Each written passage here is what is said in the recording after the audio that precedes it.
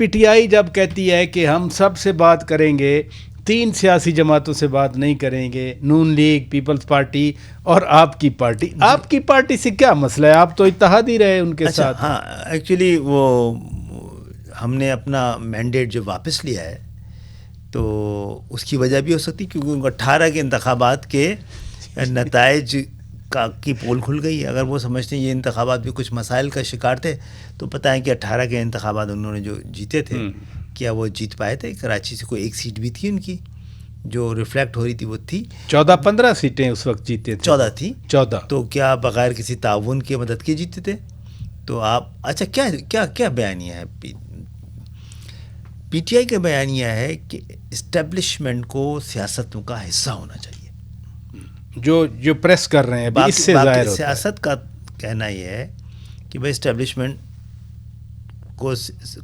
کو سیاست کا حصہ نہیں ہونا چاہیے، اور سیاستدان کچھ سمجھتے ہیں کہ ہم سیاستدانی ہیں جو ان کو ملوث کرتے ہیں، ان چیزوں میں مجبور کرتے ہیں کہ وہ سیاسی حوالوں سے نظر آئیں کہیں. وہ تو کہتے ہیں کہ آپ سیاست میں شامل ہوں اور ہماری سائڈ پہ کھڑے ہوں، آپ نیوٹرل نہ ہوں. نیوٹرل تو خیر گالی بنا کے پیش کیا. نیوٹرل نہ ہوں تو اور نیوٹرل اس طرح نہ ہو کہ میرے ساتھ کھڑے ہوں تو آپ صحیح ہیں، حق پہ ہیں. یہ نا اچھا نہیں، ان کی طرف سے جو بات وہ سامنے کہتے ہیں، دلوں کا حال نیتیں تو اللہ جانتا ہے. وہ کہتے ہیں کہ چونکہ آل پاور کا منبع اس وقت اسٹیبلشمنٹ ہے، یہ حکومت اہم ہی سمجھتے ہیں وہ، اور چونکہ جن کے پاس پاور ہے ہم صرف ان سے بات کریں گے. اور وہ بات بھی کہتے ہیں کہ بات اس لیے کرنا چاہ رہے ہیں کہ آئین کی سپریمیسی کے لیے. ان کی اگر بات صحیح سمجھ لی جائے تو پھر اگر سارا پاور ایک جمہوری دور میں کسی اور کے پاس ہے تو اس پہ تو ان کو اعتراض ہونا چاہیے نا. اس کو لیجیٹمائز کیوں کر رہے ہیں وہ؟ نہیں، جو مجھے ان سے بات چیت میں بات سمجھ گیا ہوں. جی وہ ان سے اس لیے بات کر رہے ہیں کہ ساری طاقت ان کے پاس ہے. تو آپ تو سیاسی جماعت ہیں، آپ اس بات کو نہ مانیں، تسلیم نہ کریں اور کہیں کہ نہیں، اس کے باوجود ہم سیاسی جماعتوں سے بات کریں گے، سیاسی لوگوں سے باتیں ہوں گے. مذاکرات سیاسی جماعتوں کے آپس میں ہونے چاہیے. بھائی آپ کہنا کیا چاہ رہے ہیں؟ بڑے کلیئرٹی کے ساتھ بتائیں نا آپ.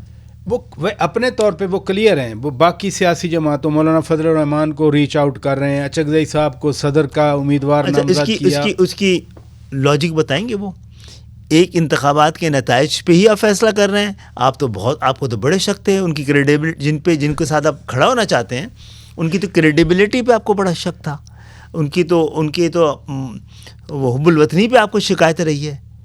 تو یہ چیزیں، یہ پہلو اگر آپ پہلے بتائیں کہ ان کے بارے میں آپ کا بیانیہ غلط تھا، مولانا صاحب کے بارے میں آپ کا بیانیہ غلط تھا، اور آپ ان سے معافی مانگنا چاہتے ہیں، آپ ان کو سوری کہنا چاہتے ہیں اور سمجھتے ہیں وہ صحیح ہیں اور ہم ان کے ساتھ مل کے چلنا چاہتے ہیں. کیا ہے نا یہ پہلی بات. ویسے مولانا صاحب کی پوزیشن انہوں نے بہت مضبوط کر دی ہے، لیکن وہ جو نعرے شارے لگاتے تھے وہ نعرے تو آپ منع کر دیتے ہیں کہ کوئی نعرے نہیں لگائے ان کے خلاف.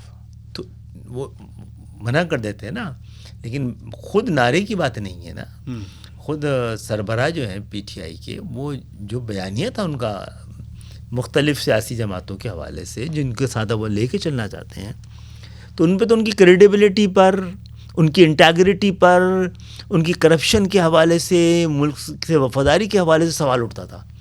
تو کہہ دینا چاہیے نا کہ یہ غلط تھا، ایسی بات نہیں تھی، میں غلط تھا، وہ صحیح تھے، اور وہ کیونکہ صحیح ہے تو میں ان کے ساتھ چلنا چاہتا ہوں. اب وہ آپ کی جو 3 جماعتیں ہیں، پیپلز پارٹی، نون لیگ، ایم کے ایم، وہ اس لیے بات نہیں کرنا چاہ رہے، جو کہتے ہیں پبلکلی اسٹیٹڈ پوزیشن ہے، وہ کہتے ہیں انہوں نے ہمارے مینڈیٹ پہ ڈاکہ مارا. وہ انکلوڈنگ ایم کے ایم کا نام بھی لیتے ہیں. ٹھیک ہے، اس کا مقصد یہ ہے کہ پاور سیاسی لوگوں کے پاس تھا، جب یہ ڈاکہ ڈال سکے ہم لوگ، جن سے یہ سمجھ رہے ہیں کہ سارا اختیار ان کے پاس ہے اور اس انتخابات میں انہوں نے کوئی رول ادا نہیں کیا ہے.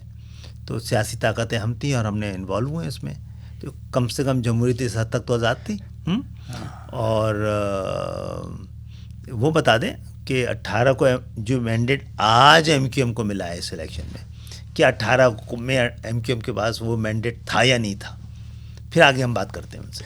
اچھا وہ 18 اور یہ مینڈیٹ ایم کیو ایم کے پاس 87 سے جناب، 87 سے. ہر اچھے اور برے وقت میں جب گلی گلی باڑ محلہ محلہ حصار تھا نا، ایم کیو ایم کا نام لینا گناہ تھا، تو بھی ایم کیو ایم جیتی ہے الیکشن.